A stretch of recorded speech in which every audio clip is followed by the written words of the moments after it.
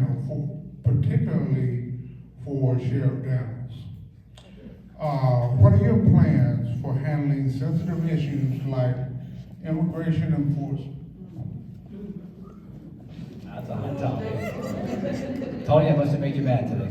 Oh, well, let me just say this.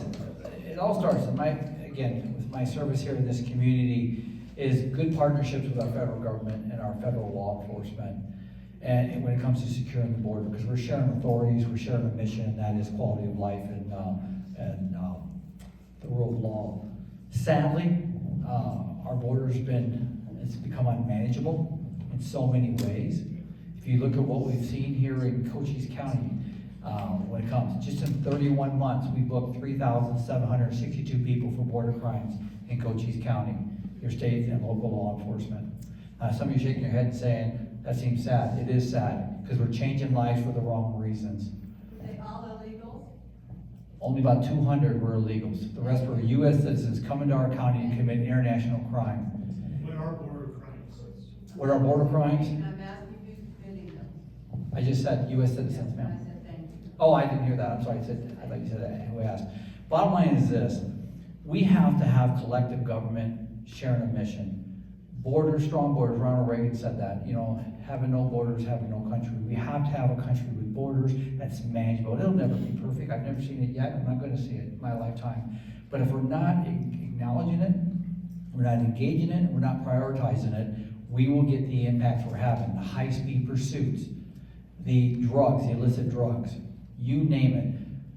In my position as a sheriff, and along with my associations, we're doing everything we can to include, we've secured over $100 million to provide projects and programs to help offset general fund costs in this county to address it, to include a new border operations center that addresses financial crimes, the illicit funds on this, the illicit drugs, border crimes up to the, like Lori was talking about, the murders are happening here, the high-speed pursuits, you name it, to include human trafficking. We have a unit inside there, working state, local, and federal. We lead the way in this country when it comes to a border center like that. Nobody else is. And I'm going to share this with you, whether you believe in open borders or closed borders. I believe in having a manageable rule of law border.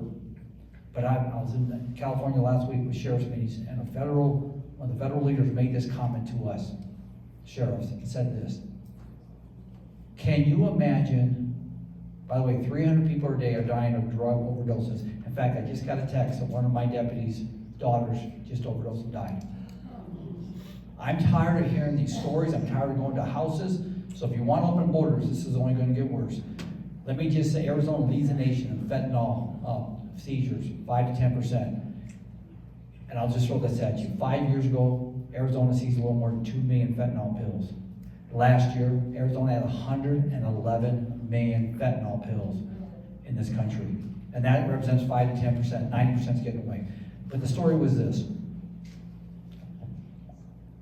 If 300 dolphins a day were on a beach and died every day in this country, how long would it take for your federal government to go in there and bring every resource to fix this problem? It would be immediate on every headline, wouldn't it? Then why are we allowing 300 people a day dying in this country? We have to work together. This is not, when we protect party over people and country, we will lose, and that's what's happened. I'm sorry. So you supported the border bill, correct? Ma'am, let me just say how that worked. Can I get an extra minute? I think it's important. I'm sorry, if he's out of Okay. time, that's fine. But if I don't think the audience has heard your question. So I asked him if he supported the border bill, that's one thing, and then the other thing is, my other part of that is, isn't the majority of fentanyl coming through the POE? Yes. Let me just say this. We know most of the fentanyl is caught in the POEs because you have controlled environments with more technology than you can throw a stick at.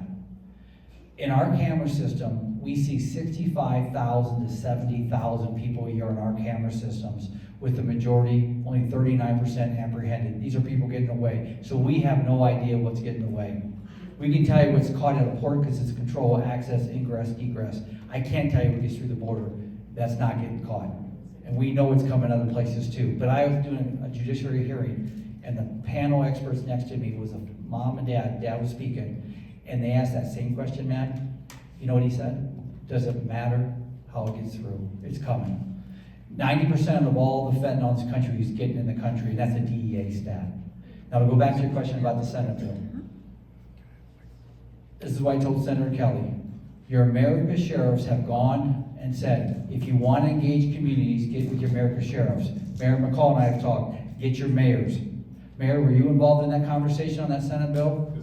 Were you involved with the senators getting a hold of you and saying, I know America sheriffs weren't. I got a call Friday saying, Sheriff, we got this great bill.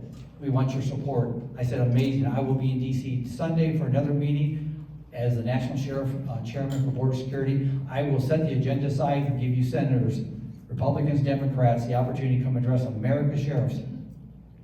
Guess how many staff members and senators showed up? 0. So until they start engaging community leaders like the mayors and sheriffs, police chiefs, and you all in this room, you're going to have political division. That's why that bill failed. Thank you. Thank you. Next question, sir.